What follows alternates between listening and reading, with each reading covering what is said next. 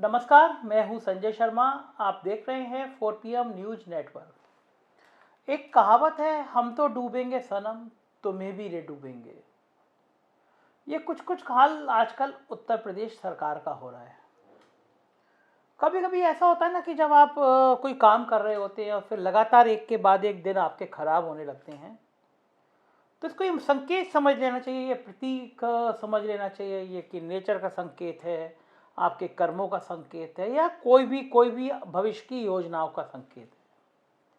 अब मुझे नहीं पता कि उत्तर प्रदेश सरकार ने ऐसा क्या गलत किया और क्या अच्छा किया कि जिसकी वजह से इतनी फजीयत हो रही है, लेकिन फजीयत हो रही है और बहुत जम के फजीयत हो रही है। लखीमपुर कांड उत्तर प्रदेश सरकार के गले की ऐसी फांस बन गया है जिसका दर्द उत्तर प्रदेश की सरकार पूरे चुनाव में महसूस करेगी। एक घटना थी, दुर्घटना थी और बीभत्स घटना थी। किसानों पर ट्रैक्टर चढ़ा था, आरोप था मंत्री के बेटे पर और हिंसा हुई थी। कोई भी समझदार सरकार होती, कोई भी समझदार मुख्यमंत्री होता तो वो जानता था कि जिस समय पूरे देश के किसान गुस्से में हैं, जिस समय पूरे देश के किसान आंदोलन की स्थिति में हैं, तो ऐसे में कोई ऐसा काम नहीं कर सकते जिससे किसान फिर भड़के। मगर इस सरकार की बलिहारी है।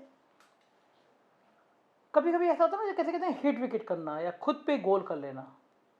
उत्तर प्रदेश की सरकार किसानों के मामले में लगातार गोल कर रही है और विपक्ष कुछ नहीं कर रहा। विपक्ष सरकार को इतना घेराबंदी नहीं कर रहा जितना सरकार खुद घेराबंदी का शिकार हो रही है।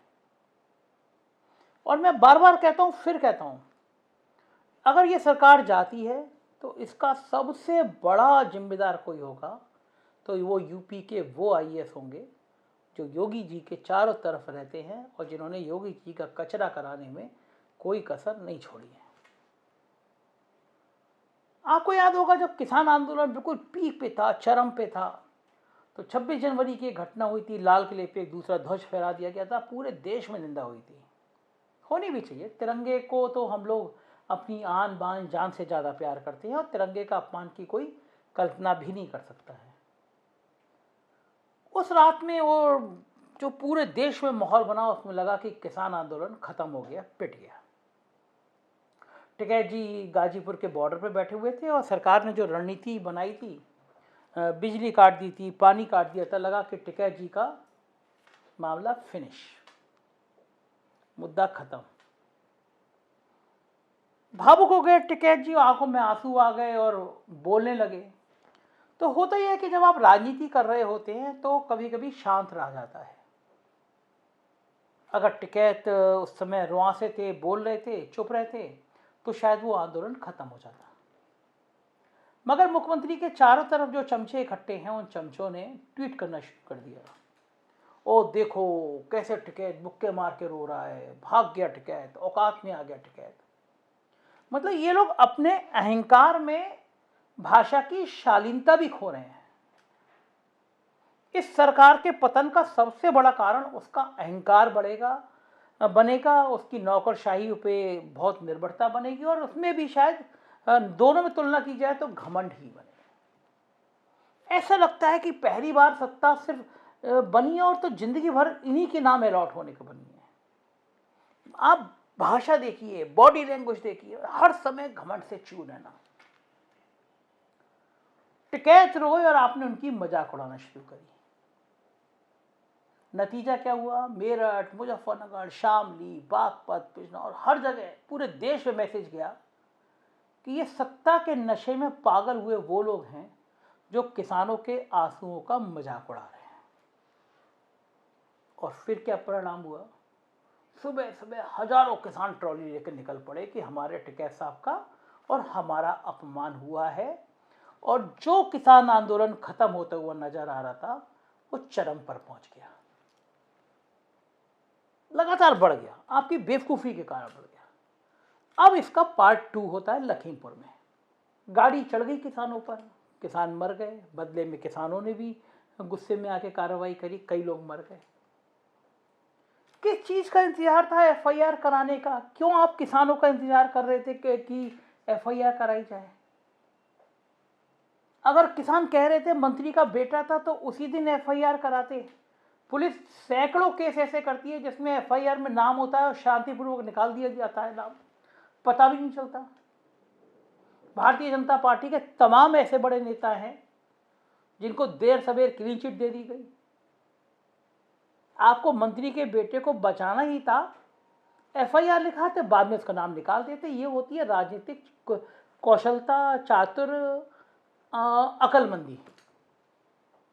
मगर मुझे लगता है सरकार का आजकल अकल से कोई वास्ता नहीं है। सरकार के जो सलाहकार हैं, जो सरकार के करीबी ब्यूरोक्रेट हैं, वो तो लगता है अकल बिल्कुल बेच खाए हैं, या उनको लग रहा है कि सरकार तो बस 2-3 महीने की बची है, हम क्यों फंसे हैं। जम के फजीयत हो गई, जम के आंदोलन हुआ तो एफआईआर दर्ज हुई। दूर दूर तक कांग्रेस नहीं थी, लगातार प्रियंका गांधी गई, गिरफ्तार कर लिया, 2 दिन गिरफ्तार रखा, संजय सिंह को रखा।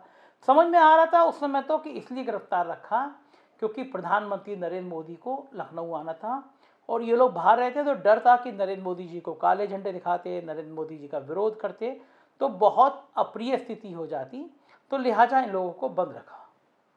नतीजा क्या हुआ कि कांग्रेस को जो संजीवनी मिलनी चाहिए, हो सकता है उस समय बीजेपी की चाल होगी, थोड़ी संजीवनी मिल जाएगी तो चुनाव में हमको फ़ायदा हो जाएगा, लेकिन उत्तर प्रदेश के मुख्यमंत्री की ये स्ट्रेटजी, योगी की ये स्ट्रेटजी मोदी पर भारी पड़ने वाली है। कांग्रेस अगर उत्तर प्रदेश में सक्रिय हो रही है, 2-2 राज्यों के मुख्यमंत्री राहुल गांधी के साथ आ जा रहे हैं, सरकार ने 45 लाख रुपए दिया, वो 50-50 लाख रुपए देने की घोषणा कर रहे हैं, आंदोलन पंजाब राजस्थान में फैल रहा है, तो योगी जी के लिए तो संजीवनी होगी कि अगर उत्तर प्रदेश में कांग्रेस थोड़ी मजबूत होगी तो सपा कम होगी। ये योगी को तो संजीवनी दे रहा है आंदोलन, लेकिन मोदी जी की बैंड बजा रहा है। आप बिल्कुल चौंक जाएंगे इस नए समीकरण पर। ये नया समीकरण पूरी तरह फिट होता है। ये आंदोलन कांग्रेस जितना बढ़ाएगी उतना योगी जी को फायदा होगा।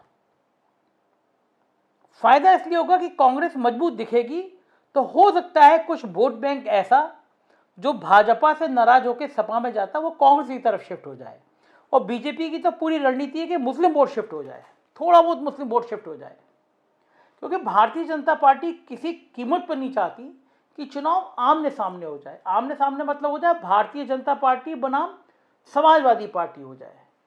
तो उसमें कभी स्वतंत्र देव सिंह मायावती को आगे बढ़ा बताते हैं, कभी योगी आदित्यनाथ प्रियंका गांधी पे इतनी कार्रवाई करा देते हैं, राहुल गांधी उतरेंगे, राहुल गांधी का एयरपोर्ट पे रोक लिया जाएगा, दीपेंद्र सिंह हुड्डा से बदतमीजी की जाएगी, सचिन पायलट को, आचार्य जी को रोक लिया जाएगा। मतलब इस हद तक दिन भर घेराबंदी चलती है कि टीवी पर सिर्फ कांग्रेस चले। ये योगी जी की रणनीति है, और नुकसान किसको हो रहा है? मोदी जी को। वो कैसे हो रहा है वो मैं आपको समझाता हूँ। मोदी जी अपनी राष्ट्रीय छवि और अंतर्राष्ट्रीय छवि को लेकर बहुत चिंतित रहते हैं। उत्तर प्रदेश में कोई घटना घटती है और वॉशिंगटन पोस्ट में छपती है, लंदन में छपती है, दुबई में गल्फ न्यूज में छपती है, तो मोदी जी को तकलीफ होती है। योगी जी का दायरा तो उत्तर प्रदेश तक है, तो उन्हें तो बस उत्तर प्रदेश चाहिए। कोरोना की जो लाशें बही गंगा में, उसकी अंतर्राष्ट्रीय स्तर पर जो छवि खराब हुई, उसने योगी से ज्यादा मोदी को दर्द दिया। कहेगा मोदी के देश में, नरेंद्र मोदी के देश में, भारत में, देश में मोदी जी को बड़ा तकलीफ पहुंची कि एक उत्तर प्रदेश ने उनकी नाक कटा दी। और अब जब मोदी पहली बार किसान आंदोलन में घिरते हुए नजर आए, किसानों ने सेंट्रल विस्टा पे सवाल उठाए, किसानों ने दिल्ली घेराबंदी पे सवाल उठाए, पंजाब के किसान, राजस्थान के किसान, हरियाणा के किसान, एक आंदोलन खड़ा हुआ, तो देश भर में संदेशा जाने लगा कि मोदी जी किसान विरोधी हैं। ये सामान्य छवि बनने लगी। दिल्ली सरकार, दिल्ली दरबार बिल्कुल नहीं चाहता कि किसान आंदोलन के नाम पर उत्तर प्रदेश में ऐसा कोई भी बवाल हो जो राष्ट्रव्यापी बन जाए, जो पंजाब में वो मुद्दा बन जाए, जो राजस्थान में मुद्दा बन जाए, जो हरियाणा में मुद्दा बन जाए। अब योगी सरकार जानबूझ के इस आंदोलन को हवा देना चाहती है, कांग्रेस को आगे बढ़ाना चाहती है, जिससे मोदी जी की फजीयत हो, क्योंकि दिल्ली दरबार और यूपी दरबार के झगड़े किसी से छुपे नहीं है। एक एक संभावना ये, राजनीति संभावनाओं का खेल है, चर्चाओं का खेल है। पहली संभावना ये कि कांग्रेस का आंदोलन जितना तेज हो रहा है उत्तर प्रदेश में, राष्ट्रीय स्तर पर नरेंद्र मोदी की उतनी बेइज्जती हो रही है। तो क्या जो यूपी और दिल्ली दरबार की लड़ाइयां थीं, ये उसकी तो कहीं आहट नहीं है, क्योंकि कांग्रेस के मजबूत होने से योगी जी को कोई नुकसान नहीं, फायदा है, और कांग्रेस के मजबूत होने से मोदी को कोई फायदा नहीं है, नुकसान है। तो ये लड़ाई क्या योगी और मोदी के बीच में जो बिछी हुई है शतरंज, उसकी चौसर का कोई नतीजा है? कोई प्यादा कहीं से उठा के कहीं रखा जा रहा है, कोई हाथी कहीं से चला जा रहा है। ये बहुत सारी बातें हैं जिनको अभी आने वाले दिनों में और क्लियर हो जाएंगी।